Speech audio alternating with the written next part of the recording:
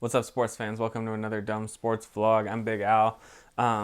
So my big question today is, how good is strip club food? Lou Williams. Lou Williams got permission to leave the NBA bubble. Don't know why, personal reasons, whatever. And then he comes back and he tells the security guards at the bubble that he was at Magic City Strip Club in Atlanta to get some dinner. What? How good is strip club food? Like, that sounds like the most disgusting thing. Oh man, I can't even imagine. This is the Clippers' sixth man of the year. Good player, comes off the bench. He's a stud for them. Risk the health of every NBA player and coach to go get strip club food. I looked on Twitter. I looked on the internet. I wanted to see what he was eating. Someone told me it was fried catfish. Someone told me a lot of people said lemon pepper wings. It could have been cheeseburgers. I mean, how good is strip club food? I mean, I've had some cravings before. Sometimes I really want some Taco Bell, or sometimes I want some wings or something. But to be that specific and be like, I need some strip club wings right now. I need to get out of this bubble. Like, who does that? You risk the health and safety of everyone. Man, they quarantined his ass for 10 days. What an idiot. He's going to miss the first two games. I mean, they're just seeding games, not playoff games yet, but I mean, that could be important. The Clippers have to go up against the Lakers, and now they're not going to have their sixth man of the year, Lou Williams, because he decided that strip club wings were more important than the Clippers getting a number one seed.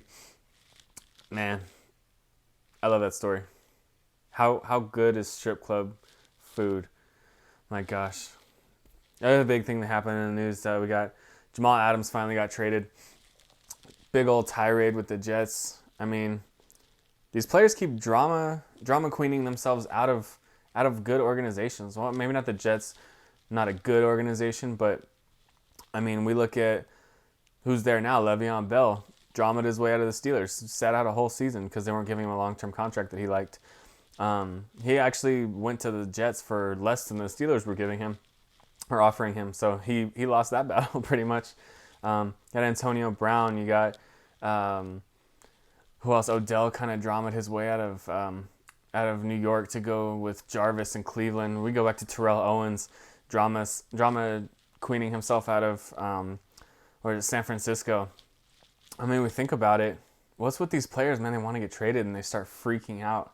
I mean, it's entertaining to watch, but I mean, so Jamal Adams gets out of New York, goes to the Seahawks. This deal's pretty crazy. You look at they get so this is let's go over what the Jets get. Bradley McDougald, and a first in 2021.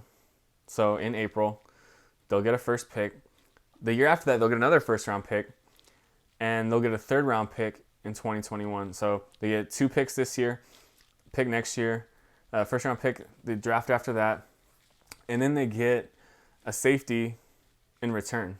That's a lot for one player. So the Seahawks get Jamal Adams, who is arguably one of the best safeties in the game. Not going to lie there. And they get a fourth in the upcoming draft.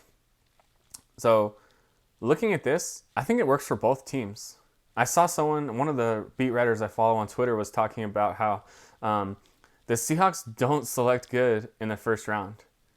They just don't. All their first round picks, you can't really name any first round picks besides like maybe Bruce Irvin in the past 10 to 15 years that really did anything in Seattle, right? Richard Sherman wasn't a first round pick. He was a mid pick. I don't even know if Earl Thomas was a first round pick. But you got these guys that are first round picks in Seattle not doing anything. So maybe it was good for them to go out and get not a veteran safety, but a safety that's made Pro Bowls and arguably one of the best safeties. Maybe it was good to go out and get him and try to resurrect the Legion of Boom. Try to start getting some things going because that offense is good. They got Russell Wilson. Another funny tweet I saw was if the Seahawks hadn't accidentally drafted Russell Wilson, they'd be the Cleveland Browns. And that's so true because Russell Wilson was kind of a pick that no one really saw panning out, and then he became one of the best quarterbacks, probably second or third best quarterback in the league right now. So if they didn't accidentally draft him in the third round a few years ago, they wouldn't be anywhere where they're at right now. So I think it's a good move for Seattle because you get a player that you know is good, right? They gave up a lot for him. 2 first-round picks is a lot, but you look at who Seattle's drafting, like Rashad Penny, Jermaine Ifedi. These guys aren't like panning out, right? So to get a good player in Jamal Adams, who's going to be good for 10 plus years down the road, it's a good pickup for them. They give up 2 first-round picks and a third-round pick. Now, the Jets are drafting a little bit better. They draft D linemen really well. Sam Darnold, still out on him. We'll see. I think they got to pick up a good receiver with that first-round pick. And then the year after that, I mean, it works better for the Jets because you got a team that's got a relatively new coach to the program. You want to start building around Sam Darnold, who was your number 3 overall pick a couple years ago. So you want to, it's kind of like how the Dolphins did it this year and the couple years in the past where you keep thinking, oh, the Browns did it too. You're building up draft picks, you're building up draft picks, you're building up draft picks. But you can't do it to where the point where, I mean, the Browns almost did it where they were like, we're getting draft picks. We're trading back in the draft to get more draft picks, getting more picks, trade away players to get more picks. There's got to be some point where you pull the trigger and you say, this is the draft. We need to cash in on all these picks and we need to start building something. And the Dolphins kind of did that this year. They had 3 first-round picks this year, trying to build up what they were trading away, right? And you know who really wins in all this is my Steelers because Minkah Fitzpatrick is arguably a top 3-4 safety, probably 1 or 2 in the AFC, maybe behind, I don't know, Tyrann Mathieu kind of up there with him, and Jamal Adams was up there with them. Minkah Fitzpatrick, we got him for just a first-round pick. And I think the Dolphins drafted Austin Jackson, a lineman from USC, who's not experienced, but he's kind of raw. He's got some raw talent. But the Steelers only gave up one person to get Minkah Fitzpatrick, who was a Pro Bowler last year, who was a Pro Bowler his rookie year, who we want to keep with the team in the future to have that elite safety, the first probably elite safety since Troy Polamalu left a few years ago. There's got to be a point where you can't give up so much. And I mean, get on the Seahawks are getting a great player, but who knows if he's going to hate his time in Seattle, right? He wanted a fresh start. He wanted out of New York. He was like the 5th overall pick. So when you go that high, you know you're going to go to a bad team, right? You can't just be a dickhead and get your way out of there. I mean, it's not how it works, right? So I think the Steelers win in all this because they only gave up 1 pick for Minkah Fitzpatrick, and the Seahawks gave up 3 picks and a safety that started for them last year in this trade. But with that, that's all my ranting about mega blockbuster deals and everything like that. In honor of Lou Williams going to a strip club to get wings or fried catfish or burgers or whatever he did, I'm going to do a list, Big Al's top 5. I'm going to go top 5 wings because Lou Williams' list, James Harden's list, all these NBA players that I've heard love strip clubs, they're probably up there, strip club wings, top 3 or 4. So I'm going to give you my list of top 5 wings. One, our number tied for 5th is the S-Bar in Moreno Valley, California. Their hot barbecue wings. So good. Just imagine like a barbecue sauce, just spicy.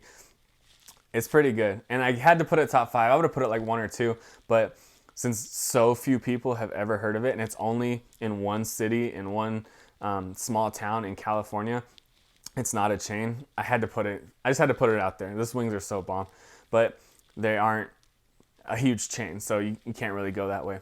My other tied for 5th, Popeye's wings with Louisiana hot sauce. Pretty good right there. If you haven't had Popeye's wings, you're obsessed with the sandwich, you're obsessed with whatever, get their wings and put some hot sauce on it because they're dry wings. It's just like fried chicken. For sure, put some hot sauce on it. It's bomb. Number 4, Buffalo Wild Wings mango habanero. Again, extra spicy. I'm white, so I kind of have an issue with spicy things. So I don't get all mango habanero, but the flavor is so good. For something that spicy, usually it just kicks you in the pants and you're like, why did I even get that? This is the spicy that has the flavor to it. Number 3, I think this is a change just in California, but it's out here. Epic Wings Medium Buffalo. This is my favorite buffalo sauce. So Epic Wings is a small chain out here. If you're ever in California, look them up. Pretty awesome. A couple people I know can tell you. Me and my wife, these are like our favorite wings. We always go here. Number 2, everyone probably likes these. Wingstop Parmesan garlic. Wingstop's probably like the most famous not fast food, but wing chain in the country, aside from Buffalo Wild Wings. But they're way better, and everyone can agree Wingstop's way better than Buffalo Wild Wings. So these Parmesan garlic, bomb. And my number one best wing that everyone would know about, actually it's just an East Coast thing. I don't even think my California friends would know about this, but I went to school in Ohio for a year. I kind of know some places out there. Quaker Steak and Lube, Arizona Ranch. Man, these wings, they're kind of like dry. The Arizona Ranch is like mixing buffalo sauce and ranch dressing. So good. Oh my gosh, it's like a spicy ranch. I mean, it's perfect. And this is the only time I prefer ranch on my wings. I'm a blue cheese guy. So all 6 of these wings I told you about, eat them all with blue cheese. You'll get the better experience. But that's my list. Top 5 wings. Is strip club food really that good? We gotta ask Lou Williams. How bomb is it? I wouldn't know. I mean, I've never eaten in a strip club, so you gotta tell me, is strip club food that good to where we sacrifice the safety of the NBA?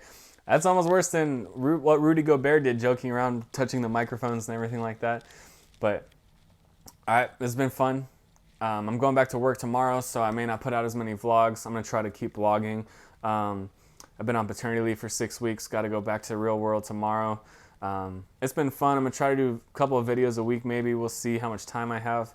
I'm gonna try to do blogs. I can do blogs at my lunch break at work, so I can just rifle those off. But follow my blog, Another Dumb Sports blog, Another Dumb Sports at .wordpress.com, and then like and subscribe to my YouTube page. Just thanks for the support. Love you guys. Iowa sucks.